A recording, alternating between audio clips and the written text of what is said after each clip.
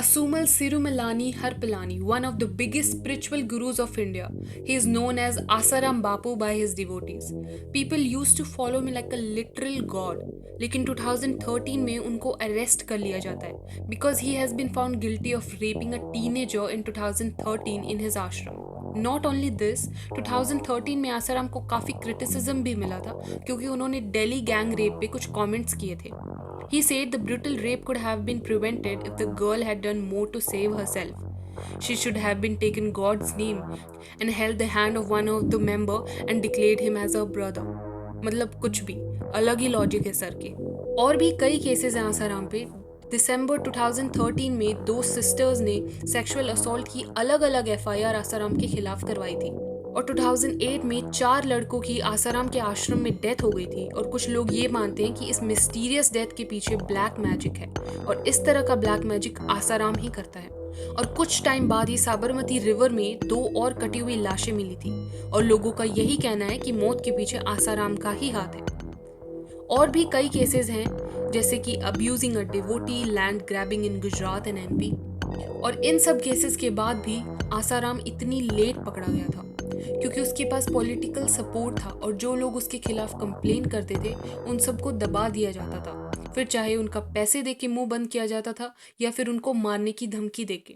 और इस चीज से लोग डर जाते थे और अपनी कंप्लेन वापस ले लेते थे. तो क्या आसाराम बचपन से ही गॉड मैन थे? नहीं, वो एक बहुत ही नॉर्मल फैमिली से बिलोंग करते थे. उनका जन्म अप्रैल 1941 में बरनाई नाम के गांव में हुआ था जो कि पार्टीशन के बाद पाकिस्तान में चला गया. और पार्टीशन के बाद उनकी फैमिली अहमदाबाद आ गई. 1960 में ही उन्होंने स्पिरिचुअल एक्टिविटीज प्रैक्टिस करनी शुरू कर दी थी और उसके एक गुरु ने उसका नाम बदल के आसाराम कर दिया था. मोतेरा में आसाराम ने अपना पहला आश्रम खोला था जो कि साबरमती नदी के बिल्कुल पास था. बाबा बनने के बाद आसाराम धीरे धीरे फेमस होता गया and his influence spread to different part of India, not only India, even across the world.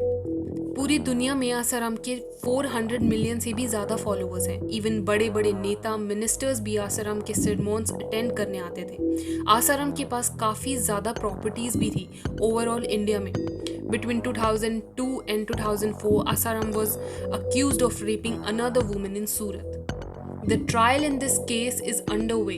At least 9 witnesses in both cases have been attacked over past 5 years.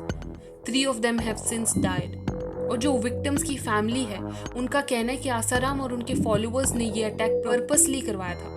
एक स्पिरिचुअल गुरु जो कि 77 इयर्स के हैं और जो 400 आश्रम पूरी दुनिया में हैं जो मेडिटेशन और स्पिरिचुअलिटी और योगा सिखाता है.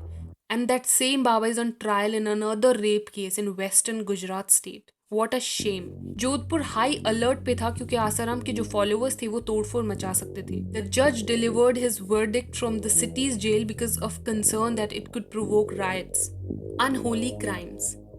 25 अप्रैल को आसाराम जोधपुर कोर्ट में गिल्टी पाया गया था for raping a girl at his ashram and he was sentenced to life imprisonment. Asaram and his son Narayan Sai are accused in double case of 2 sisters involving repeated sexual assault and illegal confinement. और नारायण साई भी दिसंबर 2013 में arrest हो गया था. Witnesses. सितंबर 2013 में जो जज थे Manoj Kumar Vyas who was hearing the case of Asaram was allegedly warned of consequences if it didn't grant bail to him. Also, the SHO in charge of security during the hearings also received death threats by Asaram's followers. यही नहीं, जब आसाराम और उसका बेटा arrest हो गया था उसके बाद जो भी लोग आसाराम के खिलाफ गवाही दे रहे थे या देने की सोच रहे थे उनके पास डेथ थ्रेट्स आनी शुरू हो गई थी. और ये मसल पावर का यूज़ कोई नई बात नहीं थी. 2014 और 2015 में जिन लोगों ने गवाही दी थी उनके साथ टैंपरिंग के कई मामले सामने आए थे. इसके एग्जाम्पल्स भी हैं like February 14 husband of Gujarat victim.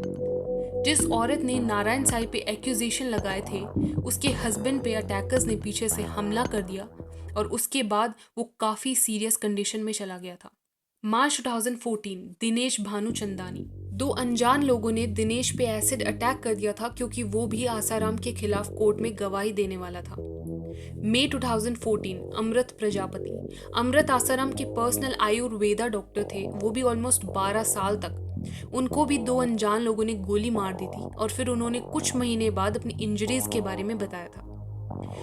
जनवरी 2015 अखिल गुप्ता, ये आसाराम के कुक और पर्सनल एड थे और उनको भी कोई 2 अनजान लोगों ने गोली मार दी थी और उनकी वहीं मौत हो गई थी क्योंकि उन्होंने आसाराम की 2 विक्टिम्स को उसके कमरे में जाते हुए देख लिया था। Jodhpur case witnesses, Feb 2015, Rahul K. Sachin, Asaram's personal physician, Rahul was stabbed by one of his followers in Jodhpur court.